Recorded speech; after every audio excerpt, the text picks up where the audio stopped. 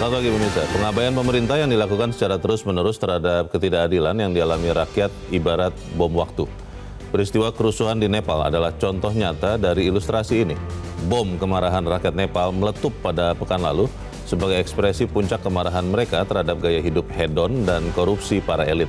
Rakyat Nepal marah karena ketidakadilan dan ketimpangan sosial ekonomi yang sudah sedemikian akut di negara itu, seolah dianggap bukan sebagai persoalan serius oleh pemerintah. Pemirsa, inilah editorial Media Indonesia edisi hari ini Senin 15 September 2025 dengan tema pelajaran penting dari Nepal dan Prancis. Bersama saya Leonard Samosir dan Anda semua para pemirsa juga bisa ikut menyatakan pendapat Anda nanti dengan menelepon nomor 021 583 99 100. Dan pemirsa, pagi ini telah hadir bersama saya anggota Dewan Redaksi Media Group Abdul Kohar. Mas Kohar, selamat pagi. Selamat pagi Bung Leo. Sehat-sehat Mas? Alhamdulillah sehat. Kita katanya adalah orang yang harus terus belajar. Ya. Dan kalau pagi ini editorial mengatakan ada pelajaran penting dari Nepal dan Prancis, pertanyaannya adalah apakah kemudian kita mengerti pelajaran apa itu, lalu yang kedua, kita akan lulus atau tidak dari pelajaran yang terjadi di Nepal dan Prancis ini? Ya, paling tidak begini, kita itu harus pandai membaca tanda-tanda.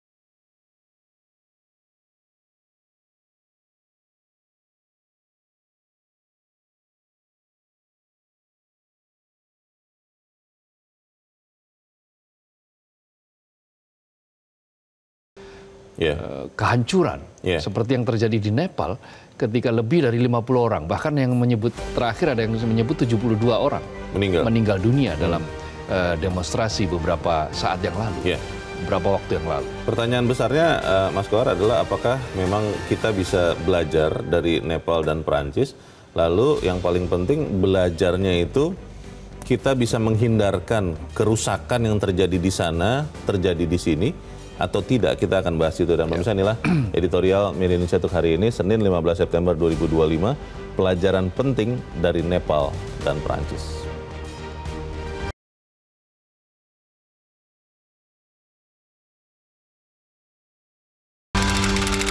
Pelajaran penting dari Nepal dan Prancis.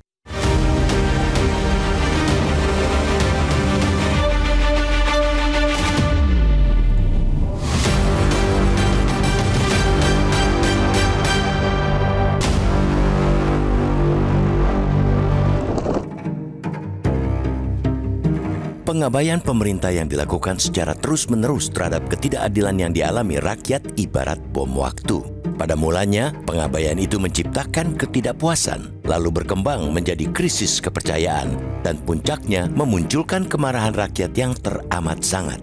Pada titik kulminasi inilah, bom yang dibiarkan aktif selama bertahun-tahun itu akan meledak. Peristiwa kerusuhan di Nepal ialah contoh nyata dan ilustrasi tersebut. Bom kemarahan rakyat Nepal meletup pada pekan lalu sebagai ekspresi puncak kemarahan mereka terhadap gaya hidup hedon dan korupsi para elit. Rakyat marah karena ketidakadilan dan ketimpangan sosial ekonomi yang sudah sedemikian akut di negara itu, seolah dianggap bukan sebagai persoalan serius oleh pemerintah. Selama bertahun-tahun rakyat Nepal disuguhi fakta memiriskan perihal jurang antara kaum kaya dan kaum miskin yang terus menganga. Tingkat kemiskinan di negeri Himalaya itu tidak hanya tinggi tapi juga multidimensi. Menurut Human Development Report 2024 yang dirilis UNDP, sebanyak 20,1% penduduk Nepal mengalami kemiskinan multidimensional dalam aspek pendidikan, kesehatan, dan standar hidup. Tingkat pengangguran terutama di kalangan anak muda juga tinggi.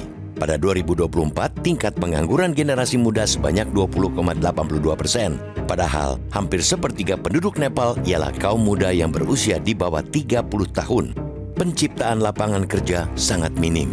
Itu pula yang menyebabkan ratusan ribu warga Nepal setiap tahun bermigrasi ke negara-negara lain untuk mencari kerja. Di sisi sebaliknya, golongan kaya termasuk para pejabat dan elit politik di negara itu justru tak malu-malu memamerkan kekayaan mereka. Dalam situasi ketidakadilan yang menimpa sebagian besar rakyat, para elit dan pejabat itu malah bertindak layaknya pemimpin tanpa empati. Mereka sibuk memperkaya diri dan bermanuver melanggengkan kekuasaan. Keluarga dan anak-anak pejabat kian menyempurnakan kondisi ketiadaan empati itu. Di saat sebagian rakyat Nepal susah mencari kerja dan mencari makan, anak-anak pejabat yang dijuluki Nepo Kids itu tak segan melakukan flexing alias unjuk harta dan gaya hidup mewah.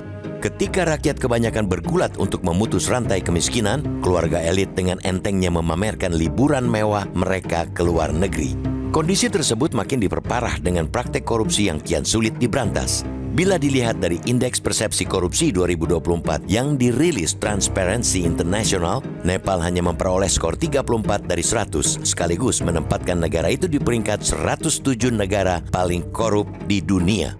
Kerabat dekat korupsi, nepotisme juga terus menjadi penyakit yang begitu masif menjangkiti sel-sel pengelola negara di Nepal. Maka, ketika akumulasi persoalan itu sudah semakin menggumpal, bukan hal yang aneh jika dampak dari ledakan bom amarah rakyat Nepal dengan dimotori oleh kaum muda generasi Z atau Gen Z menjadi amat dahsyat. Gelombang demonstrasi besar-besaran yang mereka lakukan mampu membuat kekuasaan elit goyah dan kemudian jatuh. Presiden dan Perdana Menteri Nepal pada akhirnya lengser karena kekuatan rakyat yang mereka sepelekan selama ini kiranya menyimpan kekuatan sangat besar.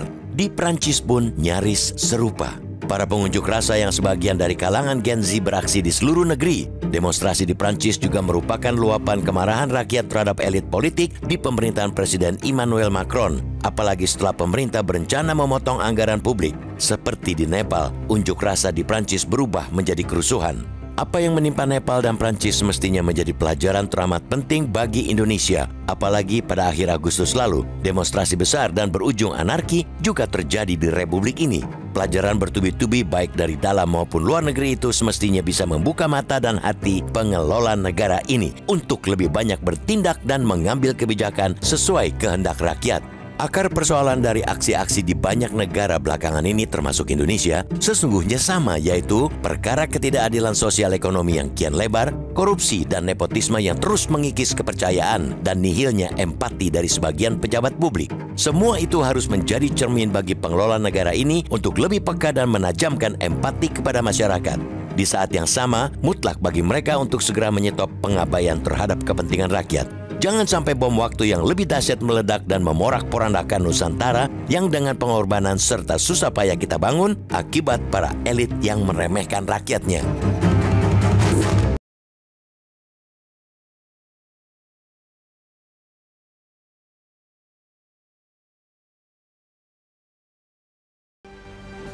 Di bagian berikut Anda bisa ikut menyatakan pendapat Anda, pemirsa. Untuk saat ini tetaplah bersama kami.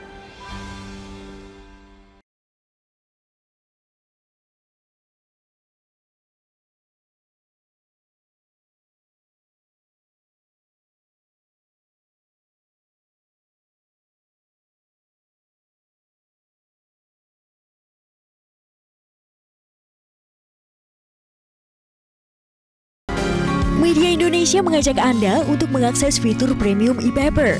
Dengan sajian konten berbasis intelektual dan meneguhkan kebangsaan, Media Indonesia tampil dengan lebih dinamis melalui e-paper Media Indonesia yang dapat Anda akses kapan saja, di mana saja. Caranya mudah, download aplikasi Media Indonesia di Android atau ketik link e-paper.mediaindonesia.com atau bisa scan QR Code pada layar kaca Anda. Klik tab e-paper di bagian samping layar tablet Anda. Daftarkan data diri, serta pilih paket perlangganan e-paper Media Indonesia sesuai dengan kebutuhan Anda. Nikmati juga bonus spesial tambahan 4 halaman rubrik fokus setiap hari. Semua bisa Anda dapatkan hanya di e-paper Media Indonesia. Untuk informasi lebih lanjut, hubungi customer service di nomor 0811 1201 2018 atau kunjungi media sosial @mediaindonesia. Media Indonesia, referensi bangsa. Terima kasih Anda masih bersama kami dan sekarang kita akan mendengarkan dulu Mas Kohar pendapat dari pemirsa Metro TV. Kali ini kita terhubung dengan pemirsa Metro TV di Merangin, Jambi. Ada Pak Ramadan. Pak Ramadan, selamat pagi. Selamat pagi Pak Leo, Pak Kohar. Assalamualaikum warahmatullahi wabarakatuh. Waalaikumsalam. Pelajaran penting dari Nepal dan Perancis. Iya Pak, silakan Pak. Pak Kohar dan Pak Leo, menurut pendapat saya, satu, semua ketua-ketua partai politik segera berkumpul. Yang kedua, tokoh-tokoh agama di negeri ini supaya mengadakan pertemuan. Yang ketiga, semua mantan-mantan pemimpin di negeri ini, seperti Yusuf Kala, Pak SBY masih ada. Saya kira 3 komponen ini masih sayang terhadap negeri ini. Kalau masih sayang terhadap negeri ini, cobalah ketemu ketua partai politik, tokoh-tokoh agama se-Indonesia ini, dan mantan-mantan presiden yang kasihan dengan negeri ini, dan para rektor-rektor di negeri ini, melihat negeri ini di ujung tanduk saat ini. Yang kedua Pak Leo, kalau kita memperhatikan tidak hanya di pusat perilaku DPR seperti itu, tapi sampai ke provinsi dan kabupaten. Maka itu ormas Islam penyeimbang pemerintah harus hadir di negeri ini supaya memberitahukan kepada pemimpinnya provinsi, beritahu pada gubernurnya, gubernur membangun itu tidak pas. DPR kamu berperilaku itu tidak pas. Maka fungsi-fungsi sosial ini kalau tidak berfungsi, negeri ini akan seperti ini terus. Terutama ketua-ketua partai yang menciptakan undang-undang itu. Perampasan aset sampai 10 tahun tidak lahir. Apalagi Pak Duli mengatakan undang-undang perampasan aset tidak sesuai dengan kriteria negara ini. Ini luar biasa Pak Leo, mengerikan betul. Segera menurut pendapat saya, permintaan saya itu supaya didengar oleh semua pihak. Terima kasih. Assalamualaikum warahmatullahi wabarakatuh. Waalaikumsalam warahmatullahi wabarakatuh. Terima kasih Pak Ramadan dari Merangin, Jambi untuk pendapat Anda. Selamat pagi Pak. Pertemuan-pertemuan yang tadi disampaikan Pak Ramadan itu kan sudah dilakukan ya belakangan ini di Indonesia. Ketua Umum Parpol sudah bertemu, kemudian juga tokoh-tokoh bangsa ya, bukan hanya agama tapi beberapa masyarakat juga muncul. Pertanyaan besarnya adalah apakah kemudian masukan-masukan yang diberikan itu kemudian dilaksanakan dengan secepat-cepatnya dan seefektifnya? Ya, inilah yang menjadi catatan paling penting, yaitu apa? Jangan sampai menunda-nunda. Jangan sampai catatan-catatan, masukan-masukan itu hanya dicatat, hanya didengar, tapi ditampung, tapi tidak ditindaklanjuti. Presiden sendiri kan mengatakan bahwa akan kami catat, akan kami dengar, dan kami tindak lanjuti. Yang ketiga itu yang jauh lebih penting. Kenapa? Karena berbagai tanda-tanda yang muncul, itu kan rasa tidak puas, kemudian kesenjangan yang masih lebar, lalu ketidakadilan yang dirasakan masih terjadi, pekerjaan semakin susah, mencari pekerjaan juga susah. Beberapa data-data menunjukkan fakta yang sebaliknya daripada kondisi statistik yang bagus. Nah, ini semua mengingatkan saya pada apa yang disebut sebagai the Chilean paradox. Paradoks Chile. Chile ini terjadi riots, terjadi kekacauan, terjadi kerusuhan, demonstrasi besar-besaran. Justru ketika ekonomi sedang bagus-bagusnya. Pertumbuhan ekonomi tinggi, kemiskinan jauh berkurang, yang secara statistik ya. Tetapi apa yang lepas? Yang lepas adalah kelas menengah yang tidak diperhatikan. Kelas menengahnya digencet. Yang diperhatikan selalu kelas bawah sama kelas atas. Yang diuntungkan kelas bawah selalu mendapatkan subsidi, mendapatkan bantuan sosial. Sementara yang di kelas atas itu sudah nyaman dengan tabungan yang mereka miliki. Makin kaya mereka. Maka yang di tengah ini terjepit. Nah, mereka yang terjepit ini siapa? Ya, mereka yang bekerja dalam sektor-sektor informal. Nah, potret seperti itu itu mirip dengan yang terjadi di Nepal. Nepal itu sekarang ekonominya sudah naik. Dia naik dari kelas bawah menjadi menengah. Artinya negara yang income per kapitanya sudah mulai naik. Middle income country ya? Meskipun masih di bawah Indonesia jauh ya. Tetapi ada kenaikan, kemiskinan turun. Kemudian pertumbuhan ekonomi juga positif di Nepal. Tapi kenapa kemudian terjadi demonstrasi rasa tidak puas? Ya karena ada kelas menengah, anak muda, Gen Z, yang suaranya selama ini tersumbat. Kita ingin yang terjadi di Nepal, di Prancis, maksud saya adalah kerusuhan, keramaian, bahkan korban tewas itu tidak terjadi di Indonesia. Tapi apa yang harus segera dilakukan pemerintah, bukan hanya eksekutif ya, legislatif juga, supaya kemudian itu tidak terjadi. Kita bahas bagian berikut. Mas Kohar, pemirsa tetap bersama kami, Editorial Media Indonesia segera kembali.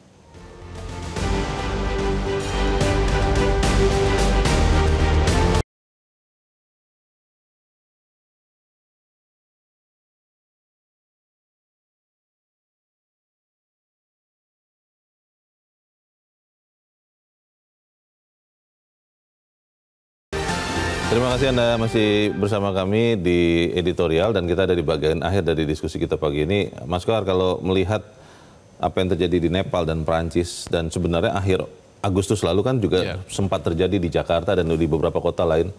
Apa yang kita bisa pesankan kepada para pemimpin bangsa, bukan hanya eksekutif tapi legislatif juga, yudikatif juga, supaya kemudian yang terjadi di Nepal dan Prancis jangan sampai terjadi? Jangan perkeruh suasana dengan hal-hal yang tidak perlu, atau hal-hal yang tidak menunjukkan empati. Jadi misalnya gini, ketika situasi susah, itu hentikan penyangkalan. Pertama, hentikan dulu penyangkalan. Oh enggak, kita enggak susah. Oh enggak, ekonomi baik-baik saja. Perekonomian kita resiliensinya cukup bisa terkendali, terjaga. Pertumbuhan terus naik dan seterusnya dan seterusnya. Yang itu justru didengar secara lain oleh masyarakat di kelas-kelas tertentu yang memang merasakan hidup itu semakin susah. Karena faktanya berbeda. Faktanya berbeda. Nah, hentikan dulu penyangkalan-penyangkalan seperti itu. Dua, ambil tindakan.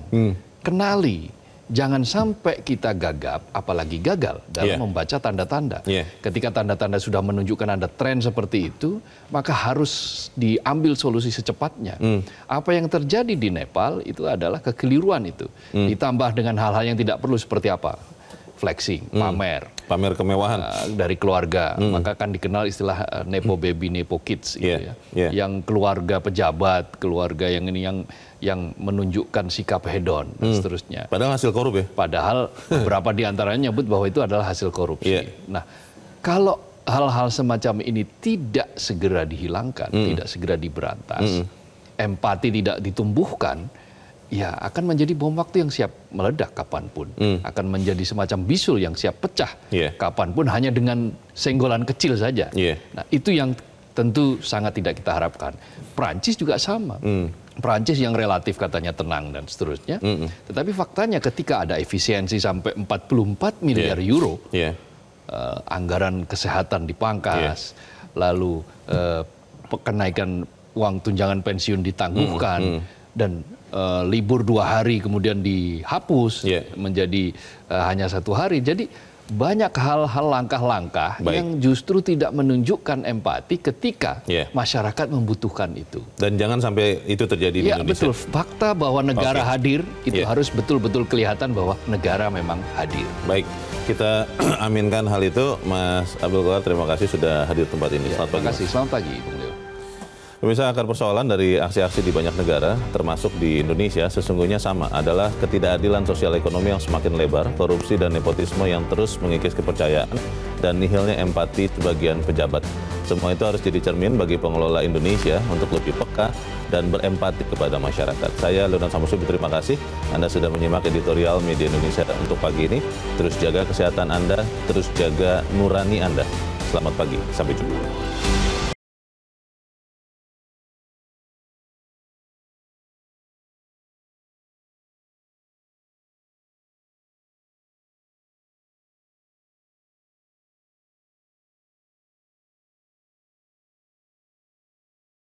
Jelajahi cara baru mendapatkan informasi. Download Metro TV Extend sekarang.